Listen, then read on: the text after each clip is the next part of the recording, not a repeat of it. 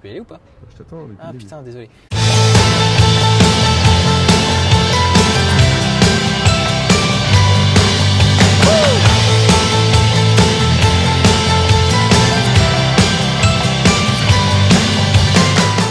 Il y a 2 semaines, on s'est retrouvé en plein milieu du désert d'Atacama, qui est le lieu le plus aride au monde. On a fait cuire nos 500 grammes de riz et le lendemain matin, on n'avait pas assez d'eau pour rejoindre la ville de San Pedro. C'est donc suivi une course contre la montre pour essayer de trouver le point d'eau le plus proche, qui était à 30 bornes.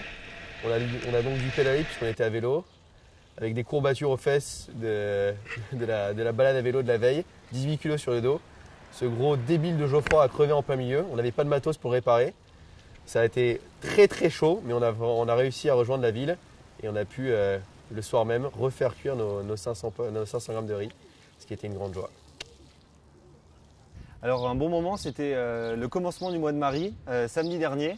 On a organisé une gigantesque procession dans toute la ville avec le school bus de Romain Reina et plein d'autres voitures. Il y avait des ballons, des affiches, etc.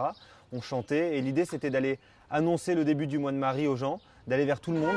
Et moi à cette occasion j'ai rencontré un jeune qui m'a avoué qu'il se droguait, il avait complètement perdu confiance dans la foi, etc. Et je lui ai dit t'inquiète, le Seigneur pardonne les péchés. Et pour lui c'était une découverte, il était trop content et je lui ai dit qu'on se verrait au ciel et c'était un gros moment quoi. Alors une belle rencontre, c'est celle de Mario. Mario, c'est l'histoire d'une déchéance. Il y a 2 ans, à la mort de sa mère, il est tombé dans l'alcool. Il a tout perdu, sa maison est devenue un squat pour tous les drogués du coin. Et aujourd'hui, il n'a plus rien, mais il a envie de s'en sortir. Et nous, les volontaires miséricordiens, on tente d'aller le visiter le plus souvent possible. Et un moment émouvant, c'est lorsque, en pleine prière, l'autre jour avec Romain, celui-ci enlève sa petite médaille miraculeuse qu'il avait autour du cou pour la lui donner.